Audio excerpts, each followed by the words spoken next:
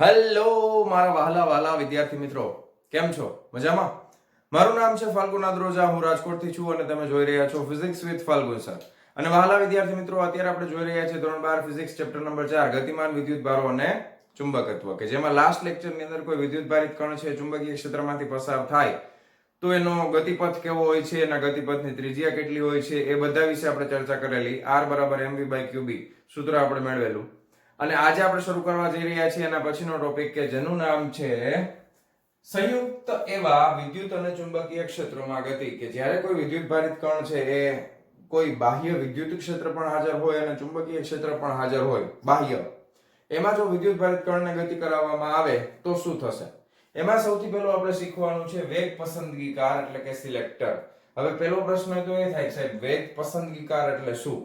તો કે વેગ પસંદગીકાર એટલે એક એવું સાધન છે કે જેની મદદથી આપણે ચોક્કસ વેગવાળા વિદ્યુતભારિત કણોને અલગ તારવી શકીએ છીએ. ફરીથી, વેગ પસંદગીકાર એટલે કે સિલેક્ટર એટલે શું?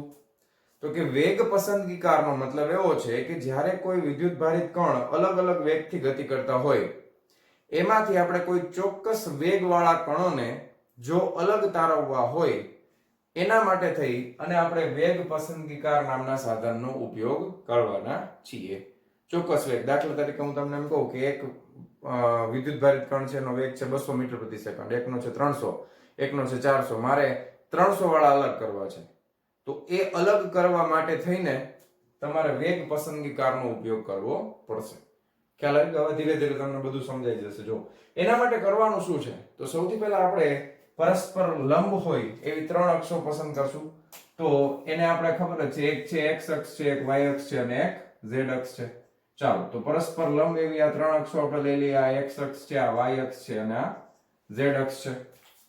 ઓકે, હવે અહીંયા આગળ એક વિદ્યુતભારિત કણ છે, સમજો, અને આ વિદ્યુતભારિત કણ છે એ x દિશામાં v જેટલા વેગથી ગતિ કરી રહ્યો છે. વિદ્યુતભારિત કણ x અક્ષની દિશામાં v જેટલા વેગથી ગતિ કરી રહ્યો છે. શું રાખ્યું છે અહીંયા? કોઈ વિદ્યુતભારિત કણ છે કે જેનો વિદ્યુતભાર સ્મોલ q છે.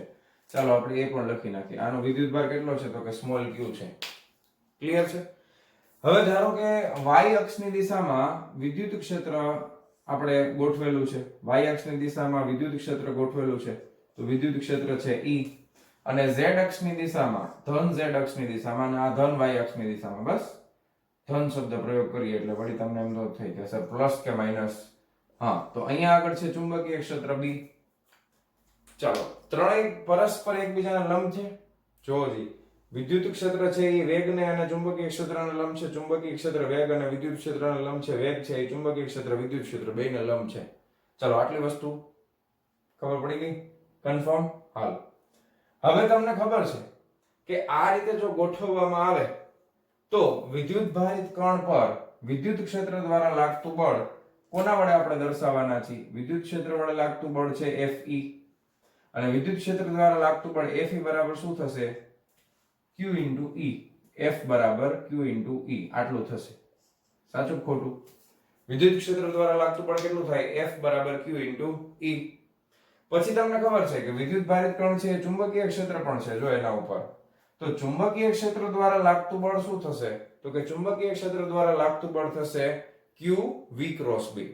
તો સૌથી પહેલા આપણે અહીંયા લખીએ, પછી ચુંબકીય ક્ષેત્ર દ્વારા લાગતું બળ દર્શાવીએ કે વિદ્યુત ભારિત કણ પર લાગતું પરિણામી બળ, જેને આપણે શું નામ આપ્યું છે? બોલો બોલો, લોરેન્ઝ બળ.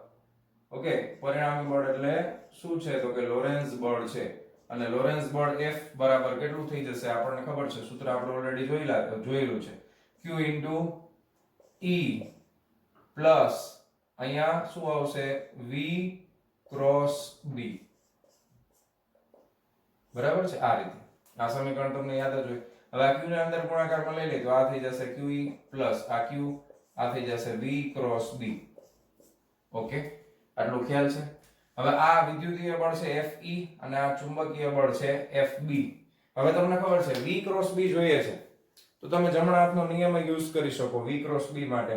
અને આપણે હમણાં બીજી રીતે જોઈએ છે, જે ટેક્સ્ટ બુક પ્રમાણે આપણે જોવાના છીએ.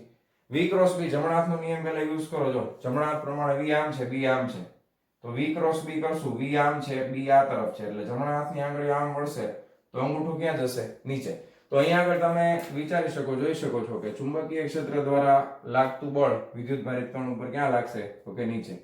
કેટલું લાગશે? તો કે fb જેટલું. કેટલું છે? q v ક્રોસ b આટલું બળ લાગે છે. ખ્યાલ આવ્યો તમને કે નહીં? હવે એક કામ કરીએ, આ રીતે નથી સમજવું. તો કે y અક્ષની દિશામાં આ બળ છે ને, તો y અક્ષ માટે ધન y દિશામાં છે, તો x અક્ષ હોય તો i કેપ આવે, એકમ સદિશ y અક્ષ છે તો j કેપ આવશે ને. તો અહીંયા આપણે જો સદિશને ઓલા સ્વરૂપમાં લખીએ, કેપના સ્વરૂપમાં, તો q e j કેપ આવશે પ્લસ q. અહીંયા આગળ ધ્યાન આપજો, વેગનો સદિશ, વેગ કઈ દિશામાં છે? તો કે x દિશામાં, તો vi કેપ ક્રોસ b કઈ દિશામાં છે? z દિશામાં, તો કેટલું આવશે? k કેપ આવશે, b k કેપ. હવે કન્સેપ્ટ યાદ કરો, i જે કે ક્રોસ પ્રોડક્ટ છે, i પછી આ રીતે ત્રણ બનાવી નાખવાના, i j k. હવે તમે જો કોનો ક્રોસ પ્રોડક્ટ છે? i ક્રોસ k છે. જો તો i અને k એટલે કઈ દિશામાં જાઉં છું? વિષમઘડી દિશામાં જાઉં છું ને, એન્ટી ક્લોકવાઇઝ ડાયરેક્શન. વિષમઘડી દિશામાં જાવ તો ઋણ જવાબ આવે. કેવો આવે? માઈનસ. તો આ છે i ક્રોસ k બરાબર જવાબ શું આવશે? માઈનસ છે કે. આ તમને લગભગ યાદ જ હશે. ટ્રીક નો યાદ હોય તો પાછી યાદ કરાવી દઉં. તમારે i જે k લખી નાખવાનું. જો સમઘડી દિશામાં જતા હોય તો ધન જવાબ આવે. એટલે તમે દાખલા તરીકે i ક્રોસ j કરો છો તો જવાબ આવે plus k, j cross k કરો તો જવાબ આવે plus i, k cross i કરો તો જવાબ આવે પ્લસ છે. પણ વિષમઘડીમાં જાઓ છો, દાખલા તરીકે તમે j ક્રોસ i કરો છો તો જવાબ આવે minus k, i cross k કરો તો માઈનસ છે, j ક્રોસ i કરો તો માઈનસ k. ખ્યાલ આવી ગયો? તમારે વિષમઘડીમાં જશો તો માઈનસમાં જવાબ આવશે, સમઘડીમાં જશો તો પ્લસ જવાબ આવશે. તો i ક્રોસ k બરાબર થઈ જશે માઈનસ j કેપ. તો હવે આને આપણે આ રીતે લખી શકાય. જો q e j cap minus j cap છે એટલે q v b j cap. હવે અહીંયાથી શું બહાર નીકળે છે? તો કે q બહાર નીકળી જશે, અહીંયા આવશે e માઈનસ vb અને અહીંયા આવી જશે j કેપ. આ વિદ્યુત ભારિત કણ ઉપર લાગતું પરિણામી બળ છે. બરાબર? ઓકે, આટલું ખ્યાલ આવી ગયો. હવે આપણે વેગ પસંદગીકાર શું છે, કેવી રીતે કામ કરે છે એના વિશે અભ્યાસ કરશું. કે જો અહીંયા વિદ્યુત ભારિત કણ ઉપર લાગતું પરિણામી બળ જો શૂન્ય થાય, શૂન્ય ક્યારે થઈ શકે? પહેલો પ્રશ્ન એ થાય કે જો બંને બળો, જે વિદ્યુત બળ છે અને ચુંબકીય બળ છે, પરસ્પર વિરુદ્ધ દિશામાં લાગે છે અને જો બંનેના મૂલ્ય પણ સમાન હોય. શું સમાન હોય? બંનેના મૂલ્ય પણ સમાન હોય તો આ વિદ્યુત ભારિત કણ ઉપર લાગતું પરિણામી બળ શૂન્ય થશે. કારણ કે સમાન મૂલ્યના વિરુદ્ધ દિશાના બળો એકબીજાની અસરને શું કરી દેતા હોય છે? નાબૂદ કરી દેતા હોય છે. તો ખાસ કન્ડિશન આપણા માટે શું છે? તો કે વિદ્યુત બળનું મૂલ્ય બરાબર ચુંબકીય બળનું મૂલ્ય, આ બંને સરખા હશે તો જ પરિણામી બળ શૂન્ય થશે. અને જો આવું થાય તો આપણે કહી શકાય કે F બરાબર શું થઈ જાય? 0. કારણ કે બંને બળના મૂલ્ય સમાન છે. F બરાબર 0 થઈ જશે તો આ સમીકરણમાં તમે F બરાબર 0 મૂકો, તેથી તમે લખી શકો કે QE બરાબર QVB. આ માઈનસ વાળું છે એને સામે જવા દો તો સામેથી QQ કેન્સલ થઈ જશે. તેથી વેગ v બરાબર શું આવશે? E by b થઈ ગયું. લ્યો,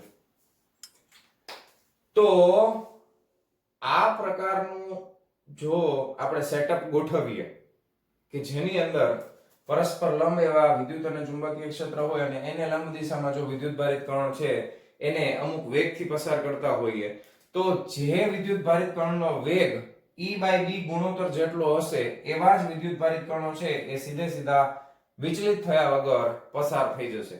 બાકીના વિદ્યુત ભારિત કણો છે એ એમાંથી પસાર થઈ શકશે નહીં. શું કામ ના થાય? શું કામ ના થાય? ઘણાને એવો ક્વેશ્ચન થાય સર આવું થાય તો બાકીનાનું શું થશે? ચાલો વિચારી લઈએ. તમે બે વસ્તુ વિચારો કે આને આપણે અત્યારે ખાલી સમજવા માટે હું કહી દઉં છું કે આ ધારો કે v0 છે. સમજવા માટે જો કણનો વેગ લેસ ધેન v0 હોય તો શું થાય અને જો કણનો વેગ ગ્રેટર ધેન v0 હોય તો શું થાય? આ તમારો વેગ કેવો છે કે જ્યારે e by b ગુણોત્તર સરખો છે. ધારો કે વેગ છે e આના કરતા ઓછો હશે. વેગ કેવો હશે? ઓછો. તો અહીંયા વેગ ઓછો હશે એટલે આનો વેગ પણ ઓછો થશે. આનો વેગ ઓછો થશે એટલે fb છે એ કેવું થઈ જશે? FB છે એ લેસ ધેન શું થઈ જશે FE થશે ને, કારણ કે જો વેગ ઓછો છે તો આ જે બળ લાગશે એ બળ ઓછું લાગશે, બળ ઓછું લાગશે તો આ બળ વધી જશે, આ બળ ઘટી જશે, તો FB ઓછું છે, FE વધારે છે, તો જે વધારે બળ છે બરાબર ને, જે બળ વધારે છે એ તરફ વિદ્યુત ભારિત કણ છે એનું વિચલન થશે, સમજાઈ ગયું? તો વિદ્યુત ભારિત કણ સીધો જવાના બદલે જે દિશામાં બળ વધારે છે FE તો એ તરફ એ ગતિ કરવાનું શરૂ કરી દેશે. જો આના કરતા ઉલટું થાય કે V is greater than V0 હોય તો એ કેસની અંદર આ આના માટે છે, ધારો કે વેગ છે E V0 કરતા વધારે છે તો FB મોટું થઈ જશે અને FE નાનું થઈ જશે. તો અહીંયા આગળ વિદ્યુત ભારિત કણ ઉપર ચુંબકીય ક્ષેત્ર દ્વારા વધારે બળ લાગે છે તો એનું વિચલન છે ચુંબકીય ક્ષેત્ર તરફ થશે, સીધી ગતિ કરી શકશે નહીં. એટલા માટે અહીંયા આગળ વિદ્યુત ક્ષેત્ર અને ચુંબકીય ક્ષેત્ર છે એને વેગ પસંદગીકાર તરીકે ગણવામાં આવે છે. અને બીજું અહીંયા આગળ તમે જોઈ શકો છો, સૂત્ર ઉપરથી કહી શકો છો કે વિદ્યુત ભારિત કણનો વેગ જે છે, અત્યારે હવે નોટ કાઢ નાખો, આ તમને સમજાવવા માટે મેં કહ્યું હતું. વિદ્યુત ભારિત કણનો જે વેગ છે એ વેગનો આધાર એના દળ ઉપર કે એના વિદ્યુત ભાર ઉપર રહેલો નથી. જો આમાં વેગનો આધાર છે એમાં E/B ગુણોત્તર આવે છે, એના દળ ઉપર કે એના વેગ ઉપર વિદ્યુત ભાર ઉપર એનો આધાર રહેલો નથી, એવું તમે કહી શકો. તો એ રીતે તમે અમુક ચોક્કસ વેગવાળા કણો પસંદ કરી શકો, એટલા માટે ટોપિકનું નામ છે વેગ પસંદગીકારક. ખ્યાલ આવી ગયો? હવે આનો ઉપયોગ કઈ રીતે થાય? તો કે વેગ પસંદગીકારનો ઉપયોગ, આ કન્સેપ્ટ આવ્યા પછી ઘણા બધા સાધનો વિકસાવવામાં આવ્યા હતા, બરાબર. આનો સૌથી પહેલા ઉપયોગ જે છે ઈસવીસન 1897 ની સાલમાં સર જે થોમ્સન, તમને બધાને નામ ખબર જ હશે, સર જે થોમ્સન, બરાબર. સર જે થોમ્સન છે એમને E/m ગુણોત્તર છે એ ગોતેલો. આ કન્સેપ્ટનો યુઝ કરીને ઇલેક્ટ્રોનનો વિદ્યુત ભાર અને ઇલેક્ટ્રોનના દળનો ગુણોત્તર સૌથી પહેલા સર જે થોમ્સને 1897 ની સાલમાં ગોતેલો, આ સિદ્ધાંતનો ઉપયોગ કરીને, બરાબર છે. E/m ગુણોત્તર કોના માટે ગોતેલો છે? આ ઇલેક્ટ્રોન માટે ગોતેલો છે, ધ્યાન આપજો. E/m ગુણોત્તર એમણે કોના માટે ગોત્યો હતો? તો કે ઇલેક્ટ્રોન માટે આ ગુણોત્તર છે એ ગોતેલો હતો. અને આ ગુણોત્તર પહેલા મળે છે, ઇલેક્ટ્રોનનો વિદ્યુતભાર પહેલા ખબર નહોતી. એ તો આના પછી મિલિકન નામના વૈજ્ઞાનિક આવે છે, ઓઇલ ડ્રોપ એક્સપેરિમેન્ટ, બહુ ફેમસ એક્સપેરિમેન્ટ છે, એ કરે છે. એના પછી એમને વિદ્યુતભારની કિંમત મળે છે. વિદ્યુતભારની કિંમત મળ્યા પછી ઇલેક્ટ્રોનનું દળ મળે છે. ખ્યાલ આવ્યું? સૌથી પહેલા E/m ગુણોત્તર આપણને મળ્યો હતો. ખ્યાલ આવી ગયો?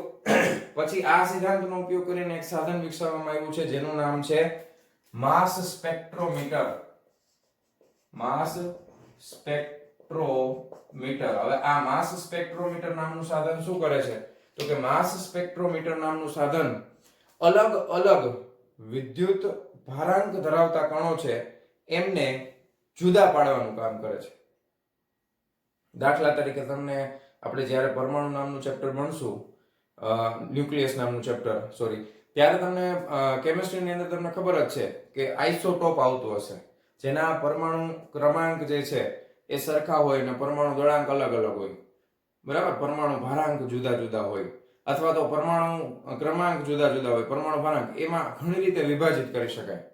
તો હવે એમાં બહુ ઓછો તફાવત હોય, ખૂબ જ નાનો પરમાણુ દળાંકનો તફાવત ખૂબ ઓછો હોય. આઇસોટોપ્સ હોય એટલે કાર્બનના 2-3 આઇસોટોપ્સ છે, તમને ખબર જ હશે. તો હવે એને બધાને જુદા પાડવા હોય તો એમાં દળમાં તો બહુ માઇનોર તફાવત હોય, તો કેવી રીતે જુદા પાડવા? તો એના માટે માસ સ્પેક્ટ્રોમીટર નામનું સાધન વપરાય છે, જે E/m ગુણોત્તર ઉપર કામ કરતું હોય. હવે તમને ખબર છે, ઓલરેડી આગળના ટોપિકમાં આપણે ત્રિજ્યા ભણી ગયા, R બરાબર mv/qb થાય કે નહીં? તો જો અહીંયા આગળ જે કણનું દળ વધારે હશે એના ગતિપથની ત્રિજ્યા પણ વધારે હશે, જે કણનું દળ ઓછું હશે એના ગતિપથની ત્રિજ્યા પણ ઓછી હશે. સમજાણું? તો આ સિદ્ધાંત ઉપર માસ સ્પેક્ટ્રોમીટર કામ કરે છે. R બરાબર mv/qb.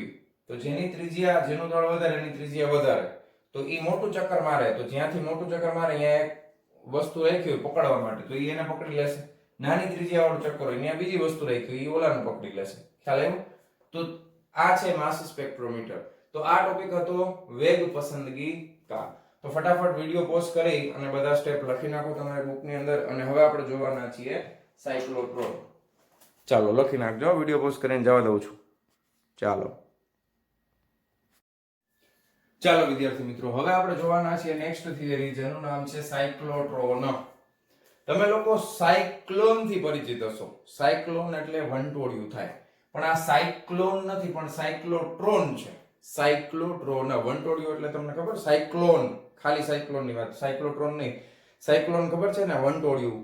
ઘણીવાર તમે મૂવીઝ ની અંદર જોયું હોય, ઇવન ડિસ્કવરી ના પ્રોગ્રામ ની અંદર જોયું હોય કે વાવાઝોડું આવતું હોય એટલે ઘણા બધા વંટોળિયા છે એકદમ ગોળ ગોળ ફરતા હોય, બરાબર? તો એને સાયક્લોન કહેવાય. તો એ સાયક્લોન છે, આ સાયક્લોટ્રોન છે, પણ એના જેવું લગભગ કામકાજ છે. સાયક્લોનમાં શું થાય કે હવાના કણો છે ને આમ એટલી ઝડપથી ગોળ ગોળ ફરતા હોય ને, બરાબર, તો એને આપણે સાયક્લોન કહેતા હોય. તો સાયક્લોટ્રોનમાં શું થાય તો કે વિદ્યુત ભારિત કણ છે ને આમ ફરશે, બહુ ઝડપથી ફરશે. તો સૌથી પહેલા તો સાયક્લોટ્રોન છે શું? તો કે સાયક્લોટ્રોન એક એવું સાધન છે કે જેની મદદથી, સાયક્લોટ્રોનની મદદથી શું થાય તો કે આયનો, પેલા વિદ્યુત ભારિત કણો, તમે લ્યો કે વિદ્યુત ભારિત કણો અથવા આયનોને ખૂબ ઊંચી ઉર્જાથી પ્રવેગિત કરતા સાધનને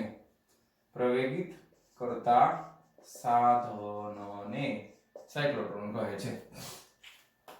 વિદ્યુત ભારિત કણો અથવા આયનો, બે વિદ્યુત ભારિત જ છે. આયનો હોય, ધન આયન હોય અથવા ઋણ આયન હોય તો વિદ્યુત ભારિત ગણાશે. અથવા વિદ્યુત ભારિત કણ છે એને ખૂબ ઊંચી ઉર્જા આપી અને એને પ્રવેગિત કરવાનું જે સાધન હોય એનું નામ છે સાયક્લોટ્રોન. ઓકે, સાયક્લોટ્રોનની શોધ કોણે કરી દીધી? તો કે સાયક્લોટ્રોનની શોધ જે છે એ EO Lawrence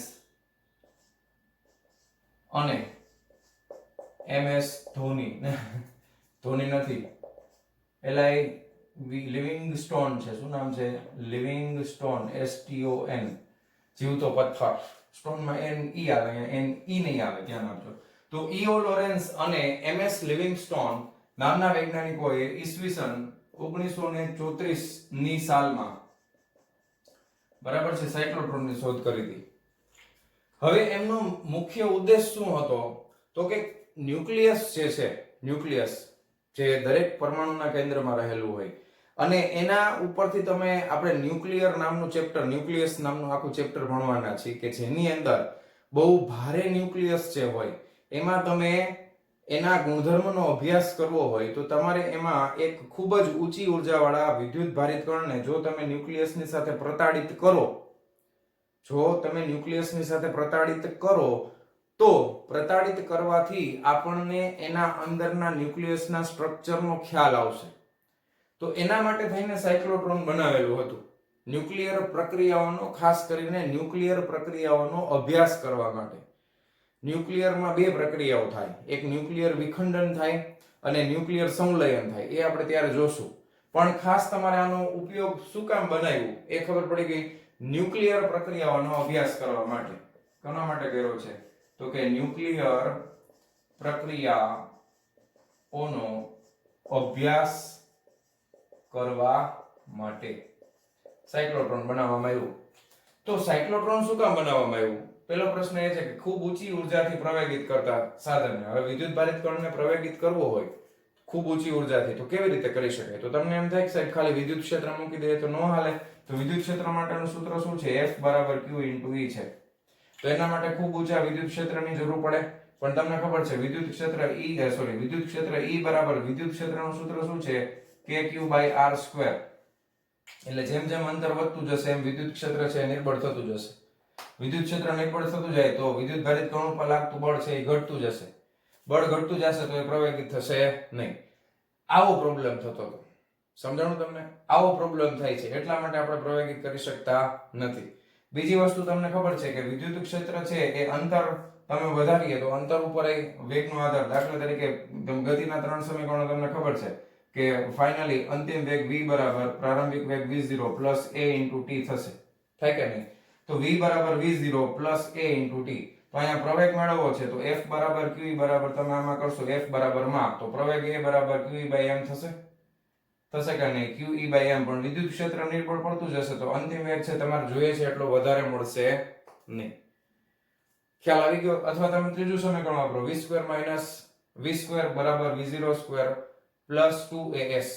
v square is equal to v0 square plus 2as, એમાં s છે એ અંતર છે, અથવા x કયો તો 2ax, તો x અંતર છે, તો અંતર વધી જશે તોય વિદ્યુત ક્ષેત્ર નબળું પડશે. તો આપણા પ્રોબ્લેમનું સોલ્યુશન કઈ રીતે કરવું, તો એના માટે થઈને, પ્રોબ્લેમને નિવારવા માટે થઈને આપણે બે વસ્તુનો ઉપયોગ કર્યો છે. વિદ્યુત ક્ષેત્રનો ઉપયોગ કરીએ છીએ અને ચુંબકીય ક્ષેત્રનો પણ ઉપયોગ કરીએ છીએ.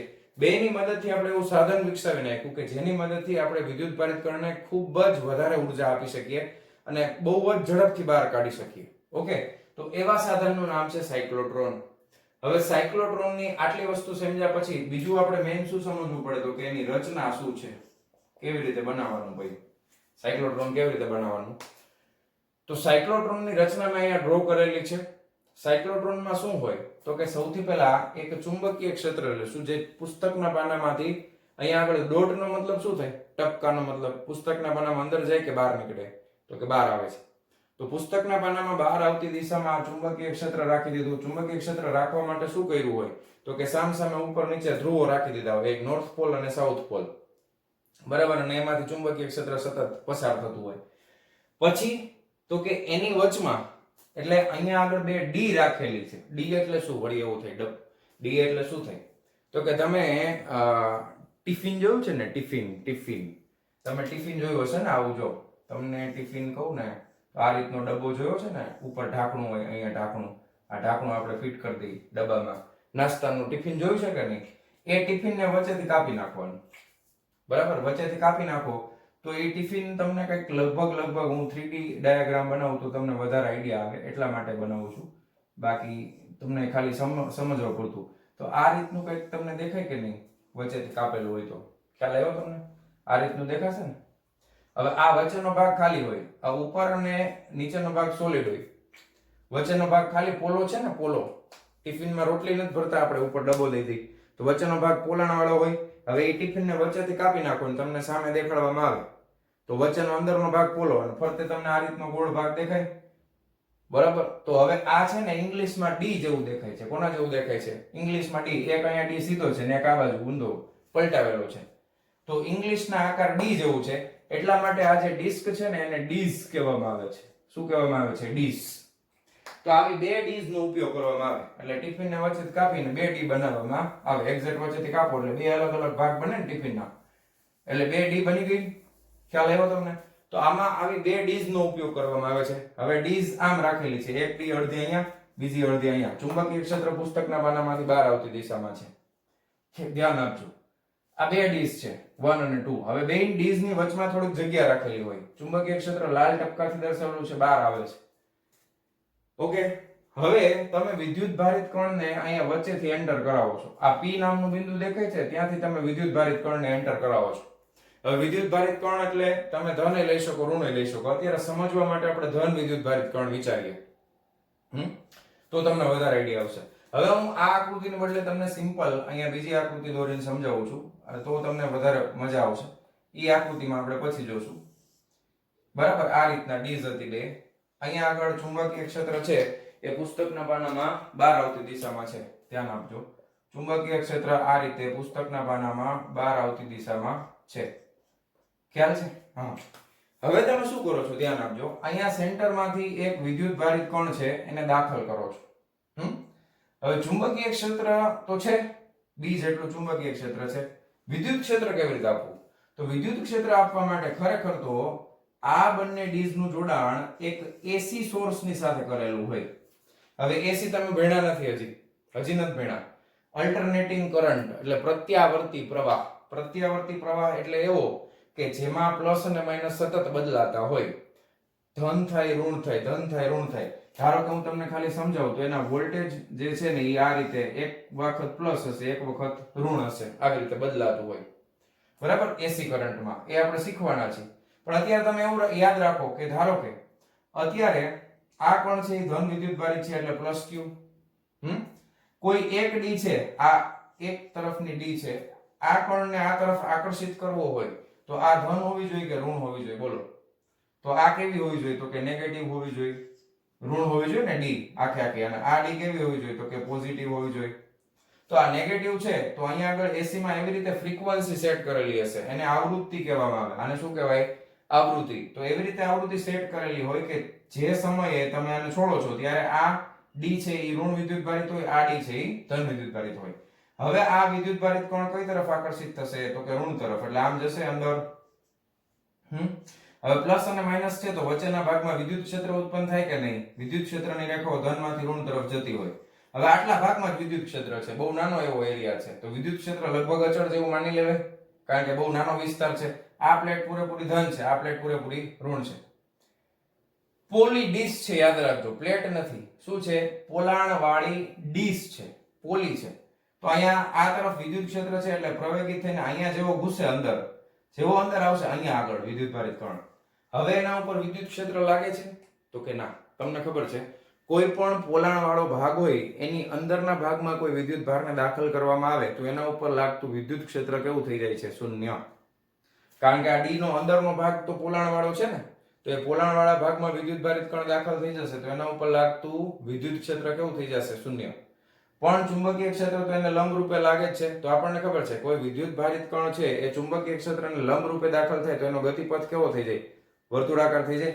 તો હવે અહીંયા જેટલા વેગથી એ એન્ટર થયો હશે એટલા વેગથી એક આટલું ચક્ર પૂરું કરશે, બરાબર? વર્તુળ માર્ગે ગતિ કરે છે એટલે અહીંયા સુધી આવી જશે. હવે અહીંયાથી જેવો બહાર નીકળવા જાય, ધ્યાન આપજો ખાસ, અહીંયાથી જેવો બહાર નીકળવા જશે એટલે આ તો અલ્ટરનેટિંગ કરંટ છે. કેવો અલ્ટરનેટિંગ કરંટ? એટલે એક ચક્કરમાં પ્લસ હોય, બીજા ચક્કરમાં ઋણ હોય. તો જેવો અહીંયા પહોંચે એટલે આપણે આનો ટાઈમિંગ જ એવી રીતે સેટ કરેલો હશે, આનો આવર્તકાળ જ એવી રીતે સેટ કરેલો હશે કે જેથી કરીને આવર્તકાળનું સૂત્ર આગળ આપણે શીખી ગયા, T બરાબર 2πm/qb થાય. હવે આવર્તકાળનું વ્યસ્ત એટલે આવૃત્તિ થાય, તો આવૃત્તિ એટલે તમારી ટેક્સ્ટ બુકમાં મ્યુ લખ્યું છે પણ હું આવૃત્તિને f થી દર્શાવીશ. તો આવૃત્તિ f એટલે 1/f = શું થઈ જાય? qb ના છેદમાં 2πm. ઓકે, તો આ અડધો આવર્તકાળ પૂરો થાય, કારણ કે એક ચક્કર પૂરું થવા માટે પૂરેપૂરો આવર્તકાળ જોઈએ. તો આની આવૃત્તિને આપણે એવી રીતે સેટ કરેલી હોય કે જ્યારે આનું અડધું ચક્કર પૂરું થાય અને જ્યારે અહીંયાથી બહાર નીકળવાનું શરૂ કરે ત્યારે હવે આ પ્લેટ છે એ માઈનસ ની બદલે કેવી થઈ જશે? તો કે આ ધન થઈ જશે. અને આ છે એ માઈનસ ની બદલે કેવી થઈ જશે? તો કે સોરી, ધન ની બદલે કેવી થઈ જશે? ઋણ. તો અહીંયાથી વિદ્યુત ભારિત કણ ઉપર હવે કઈ દિશામાં બળ લાગે? પોતે કેવો છે? ધન વિદ્યુત ભારિત. તો ઋણ તરફ આકર્ષિત થશે, ધન પ્રત્યે અપાકર્ષિત થશે. એટલે અહીંયાથી સીધી રેખામાં આમ ગતિ કરશે, કારણ કે વિદ્યુત ક્ષેત્ર જે દિશામાં લાગતું હોય, વિદ્યુત ક્ષેત્રની દિશા બદલાય છે ને, પ્લસ આ બાજુ માઈનસ આ બાજુ, એટલે હવે વિદ્યુત ક્ષેત્ર આમથી પાછું કેવું થઈ જશે? આ બાજુ. એટલે આ કણ ઉપર આ દિશામાં બળ લાગશે. હવે પાછું જો પ્રવેગ તો એટલો ને એટલો હતો ને, વેગ તો અચળ છે, તો અહીંયા આગળ જે વેગ હતો એનાથી હવે અહીંયા એ એનો પ્રારંભિક વેગ થશે, તો અંતિમ વેગ છે એ આનાથી વધી જશે ને, કારણ કે આના ઉપર પાછું બળ લાગ્યું F બરાબર q જેટલું. તો અહીંયા વેગ પાછો વધી ગયો છે, વેગ વધશે એટલે ગતિપથની ત્રિજ્યા મોટી થશે. ત્રિજ્યા કેમ મોટી થાય? આગળના ટોપિકમાં આપણે જોઈ ગયા છે, ત્રિજ્યા r બરાબર mv ના છેદમાં qb છે ને આ સૂત્ર થિયરીમાં આપણે ભણ્યા હતા આગળ લાસ્ટ લેક્ચર વાળું. તો r બરાબર mv/qb થશે. હવે mv/qb થાય તમને ખબર છે કે અહીંયા આગળ વેગ શું થતો જાય છે? વેગ છે એ સતત વધતો જાય, વેગ વધતો જાય તો ત્રિજ્યા છે એ પણ વધતી જાય. ખ્યાલ આવ્યો? હવે જેવું આ કણ અહીંયાથી અહીંયા આવશે, જેવો કણ અહીંયાથી અહીંયા આવશે, વળી પાછી પોલારિટી ચેન્જ કરશું, આને આપણે માઈનસ માંથી પ્લસ કરી દેશું, આને આપણે પ્લસ માંથી માઈનસ કરી દેશું. વિદ્યુત ક્ષેત્રની દિશા વળી પાછી આમથી આમ, અહીંયાથી આમ આવશે એટલે વળી પાછું આના ઉપર બળ લાગશે એટલે પાછો વેગ આનામાં અહીંયા હતો એના કરતા વેગ વધી ગયો, ત્રિજ્યા વધી ગઈ, મોટી થઈ ગઈ. આ રીતે ચક્કર ફર્યા કરશે. ખ્યાલ આવ્યો? સિદ્ધાંત સમજાઈ ગયો? રચના સમજાણી ખાસ? આંદોલકો એટલે ખરેખર તો અલ્ટરનેટિંગ કરંટ છે. ઓકે, આંદોલક એટલે કે અલ્ટરનેટિંગ કરંટ થાય તો એ આંદોલક શું કરશે? આવૃત્તિઓ બદલાવશે. હવે આની આવૃત્તિને તમારે આ કોણની આવૃત્તિની સાથે મેચ કરવી પડે, તો એને કહેવામાં આવે છે અનુનાદની પરિસ્થિતિ. કેવી? અનુનાદની સ્થિતિ. કઈ સ્થિતિને કહેવાય? તો કે જ્યારે તમારા કોણની આવૃત્તિ છે એના જેટલી જ આવૃત્તિ તમે અહીંયા આંદોલકમાં સેટ કરો છો, કોણની આવૃત્તિ જેટલી જ આવૃત્તિ તમે આંદોલકમાં સેટ કરો છો એને કહેવામાં આવે છે અનુનાદની સ્થિતિ. કઈ સ્થિતિ કહેવામાં આવે છે? અનુનાદની સ્થિતિ. અને વિદ્યુત ભારિત કણ છે ચુંબકીય ક્ષેત્રમાં જ્યારે ગતિ કરતો હોય ત્યારે એ ગતિપથનો આધાર એની ઊર્જા ઉપર રહેલો નથી.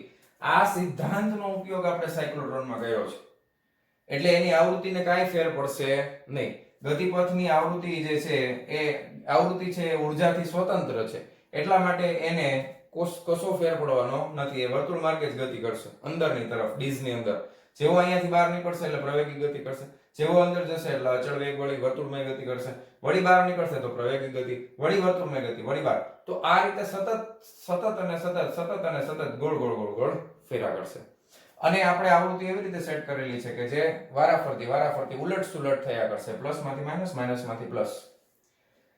ખૂબ જ ઊંચી આવૃત્તિ હોય, આવૃત્તિની વાત આપણે ટેક્સ્ટ બુકમાં નથી કરેલી, પણ ખૂબ જ વધારે પડતી આવૃત્તિ હશે, બરાબર છે. બની શકે કે એ 1 લાખ હર્ટ્ઝ જેટલી પણ હોય, 1 લાખ થી 10 લાખ હર્ટ્ઝ ની વચ્ચેની આવૃત્તિ હોય સાયક્લોટ્રોનમાં.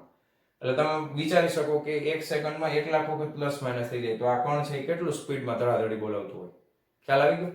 હવે એ ગોળ ગોળ ફરતા જો ત્રિજ્યા વધતી જાય છે એટલે રાઉન્ડ થતા અહીંયા કોર્નર સુધી આવી જશે કે નહીં? ફરતા ક્યાં આવશે? તો કે અહીંયા સુધી આવી જશે, ત્યાં સુધી આવશે. એટલે દાખલા તરીકે આપણે એવું માની લઈએ કે આ જે ડીશ છે, એ ડીશ ની ત્રિજ્યા આપણે ધારો કે માની લઈએ છીએ કેપિટલ R જેટલી ડી ની ત્રિજ્યા છે. ડી ની ત્રિજ્યા મહત્તમ કેટલી છે? કેપિટલ R જેટલી. એટલે આ કણ વિદ્યુત ભારિત કણ ફરતા છેડા સુધી આવી જાય ત્યારે એની ગતિપથની ત્રિજ્યા કેટલી થઈ જશે? કેપિટલ R જેટલી થઈ જશે. તો કેપિટલ R બરાબર હું આ લખી શકું mv/qb, સૂત્ર mv/qb. આના ઉપરથી મને શું મળી જાય? કણનો વેગ મળી જશે. વેગને કરતા બનાવીએ તો qbr ના છેદમાં શું થઈ જશે? m. વેગને કરતા બનાવો તો qb/m * r થઈ જશે. થઈ જશે કે નહીં? પાકું? હવે આ મને મળી ગયો છે વેગ, આ મને શું મળી ગયો છે? વેગ મળી ગયો છે. વેગ મળી જશે તો મને શું મળશે? તો કે ગતિ ઊર્જા મળી જશે. ગતિ ઊર્જા કેટલી થાય? તો કે ½ mv² થાય. તો અહીંયા આગળ ½ m, v નો વર્ગ કરશું એટલે q² b² r² ના છેદમાં m² થઈ જશે. એક m કેન્સલ કરી નાખો એટલે ફાઇનલી ગતિ ઊર્જા કેટલી મળશે? ½ q² b² r² / m. તો આ હશે સાયક્લોટ્રોનમાં ગતિ ઊર્જા. સાયક્લોટ્રોનની ગતિ ઊર્જા આપણને આટલી મળશે, ½ q² b² r² / m જેટલી ગતિ ઊર્જા આપણને મળશે ફાઇનલી, જ્યારે કણ અહીંયાથી બહાર નીકળતો હશે ત્યારે. હવે અહીંયા આગળ છે ને એક વિક્ષેપ પટ્ટી રાખેલી છે. વિક્ષેપ પટ્ટી શું કરે? તો કે વિક્ષેપ પટ્ટી છે ને એ અહીંયાથી એને વિક્ષેપ આપશે, કારણ કે નકર તો એ ગોળ ગોળ જ ફેર્યા કરશે. હવે આનો ગતિપથ છે ને હવે અહીંયાથી એ સીધો કરી નાખશે, આમ સ્ટ્રેટ. અહીંયાથી ગતિપથ સીધો કરી નાખે એટલે શું થાય? વિદ્યુત ભારિત કણ છે એ આ છિદ્રમાંથી સીધું બહાર નીકળી જશે. ખ્યાલ આવ્યો? વિદ્યુત ભારિત કણ છે એ આ છિદ્રમાંથી સીધું બહાર નીકળી જશે. એટલા માટે થઈને તમને અહીંયાથી જ્યારે એક વસ્તુ રાખેલી હોય પકડવા માટે, અથવા તો તમે સમજો કે તમારે જેના ઉપર પ્રતાડિત કરવું હોય એ દિશામાં તમે અહીંયા આગળ ગોઠવેલું હશે. ખ્યાલ આવ્યો? તો આ રીતે વિદ્યુત ભારિત કણ છે એ આ છિદ્રમાંથી બહાર નીકળશે. ખ્યાલ આવી ગયો? તો આ હતી સાયક્લોટ્રોનની રચના. સાયક્લોટ્રોનની રચનામાં બે ડીઝ હોય, બે ડીઝની સાથે આંદોલક જોડેલું હોય, બરાબર. ડીઝને લંબ રૂપે ચુંબકીય ક્ષેત્ર આપેલું હોય. ચુંબકીય ક્ષેત્ર અત્યારે સમજવા માટે પુસ્તકના પાનામાં બહારની તરફ છે. બે ડીઝમાં એકદમ સેન્ટરના ભાગમાંથી વિદ્યુત ભારિત કણને દાખલ કરવામાં આવે, એને પ્રવેગિત થશે એટલે ડીઝની અંદર દાખલ થશે. જેવો ડી ની અંદરના ભાગમાં પોલાણવાળા ભાગમાં દાખલ થાય, વિદ્યુત ક્ષેત્રની અસર નાબૂદ થઈ જશે. માત્ર ચુંબકીય ક્ષેત્રના લીધે વર્તુળમય ગતિ કરશે. જેવો ડીઝના છેડાના ભાગ ઉપર આવશે આવૃત્તિ બદલાઈ જશે, પ્રવેગિત થશે, બીજી ડીમાં એન્ટર થશે, ગોળ ફરશે, પાછો આગળ જશે. એમ કરતા તમે જુઓ કે અહીંયા અંદરનો વેગ તો બરાબર છે, અચળ છે, પણ જ્યારે આ ભાગમાં આવે છે ત્યારે એનો વેગ શું થાય છે? વધતો જાય છે. અને વધતા આપણે શું કરીએ? અંદર અને અંદર ફેરવીને એનો વેગ એટલો બધો વધારી દઈએ છીએ કે છેલ્લે એ એકદમ પ્રવેગિત ગતિ કરી અને ફૂલ સ્પીડમાં બહાર નીકળશે. ઓકે, તો આ છે સાધનનું નામ સાયક્લોટ્રોન. ખ્યાલ આવી ગયો? હવે સાયક્લોટ્રોનનો ઉપયોગ શું છે? આટલી વસ્તુ થઈ ગઈ તો વિડિયો પોઝ કરીને લખી નાખો ફટાફટ. વિડિયો પોઝ કરીને આટલી વસ્તુ નોટ ડાઉન કરો. અને હવે આપણે જોવાના છે સાયક્લોટ્રોનના ઉપયોગ શું છે.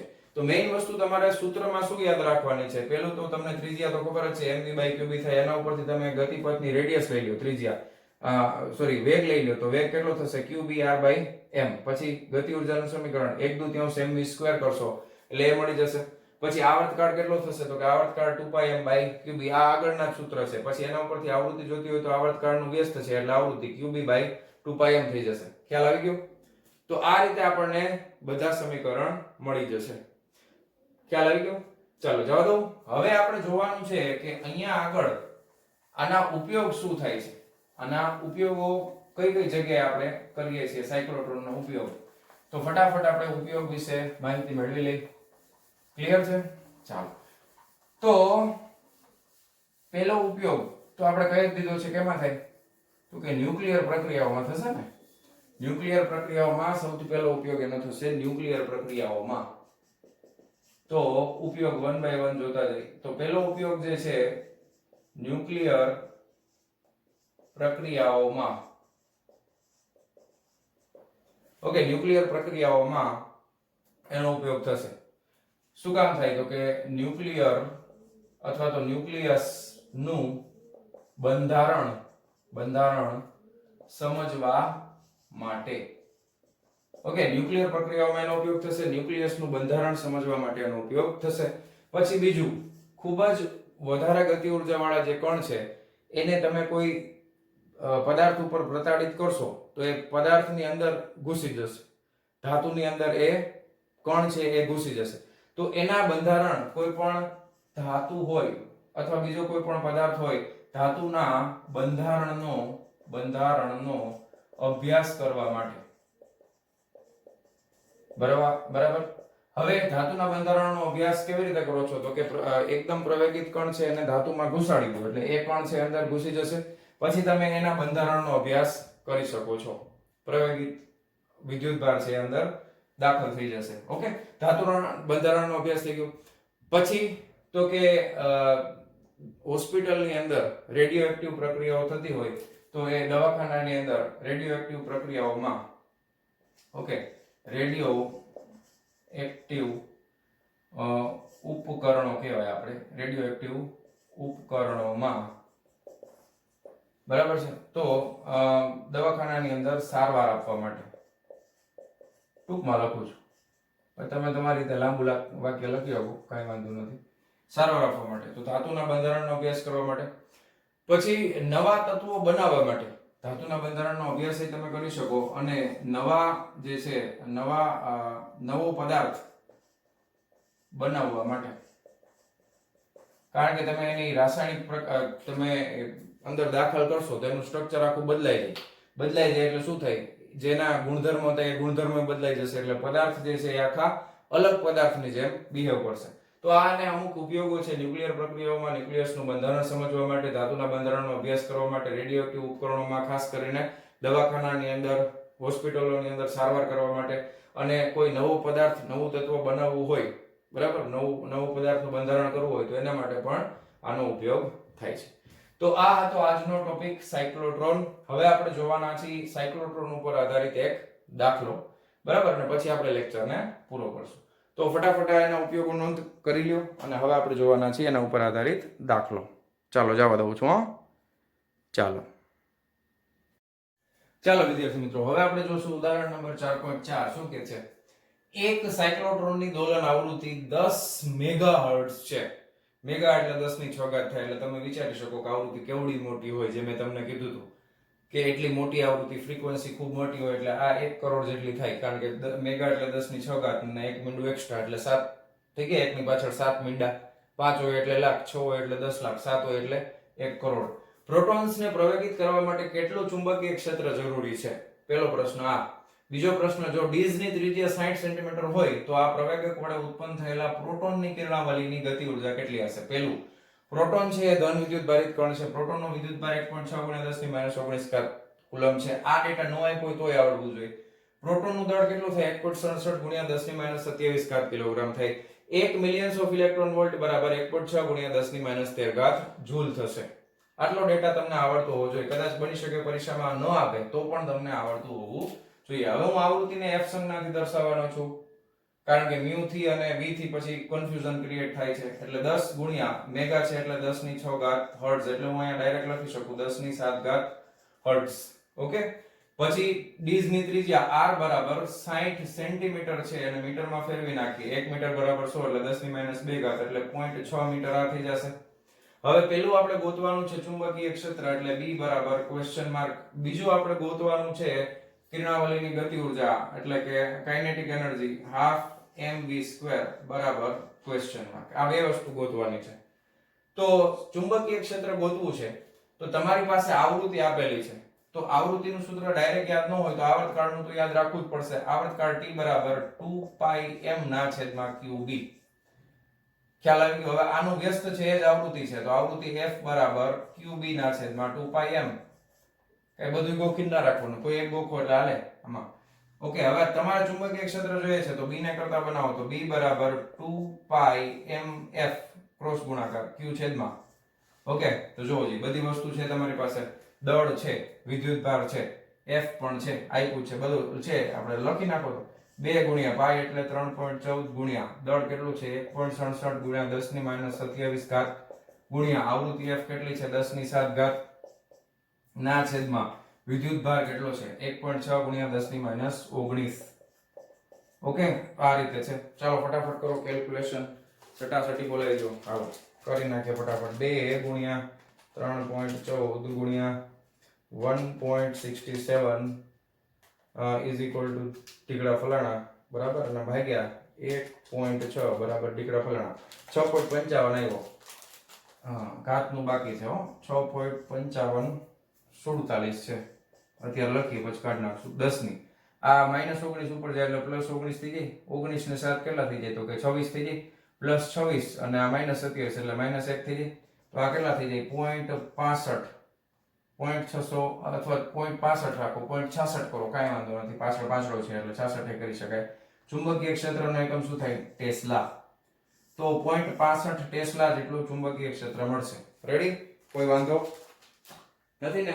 0.65 ટેસ્લા અથવા તો પાછળ 5 બીજી વાર આવે છે એટલે તમારે 0.66 કરવું હોય તો 66 કરી નાખો. ટેક્સ્ટ બુક આરે મેચ થાય, બીજો કોઈ ફેર નથી પડતો એનાથી. ઓકે, હાલો પહેલો પ્રશ્નનો જવાબ મળી ગયો. હવે આપણે જોઈએ છે ગતિ ઉર્જા. તો ગતિ ઉર્જા માટે ગોતવો પડશે વેગ. બરાબર છે? ગતિ ઉર્જા માટે વેગ તો આપેલો નથી, જોવો જોઈએ. વેગ આપ્યો છે કે નથી આપ્યો ને? તો વેગ મેળવવો છે. કયું સૂત્ર વાપરશું વેગ મેળવવા માટે? આપણે સૂત્ર સાબિત કરેલું છે પણ એ વળી પાછું વેગનું યાદ ન હોય તો ત્રિજ્યાનું તો યાદ હોય ને. mv/qb. તો વેગને કરતા બનાવો ને ભાઈ. વેગ બરાબર qbr ના છેદમાં m. થઈ ગયું? હવે જો q છે ધ્યાન આપો. q છે તો કે આ છે ને 1.6 ગુણ્યા 10 ની -19 ઘાત કુલમ્બ. ચુંબકીય ક્ષેત્ર b ગોતી લીધું ને આપણે 0.66 ટેસ્લા. ઓકે, ઇન્ટુ r ત્રિજ્યા આપેલી છે તો કે આ આપી છે ને 0.6 ના છેદમાં દળ ખબર છે ને ભાઈ 1.67 ગુણ્યા 10 ની -27 ઘાત. હાલો જરાક ભાગાકાર કરો ફટાફટ. ગુણાકાર ભાગાકાર 1.6 ગુણ્યા 0.66 ગુણ્યા પાછું કરીએ 1.6 ગુણ્યા 0.66 ગુણ્યા 0.6 ઇઝ ઇક્વલ ટુ ધીસ ભાગ્યા 1.67 ઇઝ ઇક્વલ ટુ 0.3794 આવ્યા. પછી કરીએ આગળ 0.3794 ગુણ્યા 10 ની આ 27 ને ઉપર લઈ લઈએ તો 19 ને 20 7 ને 8 તો 10 ની 8 ઘાત થઈ જશે.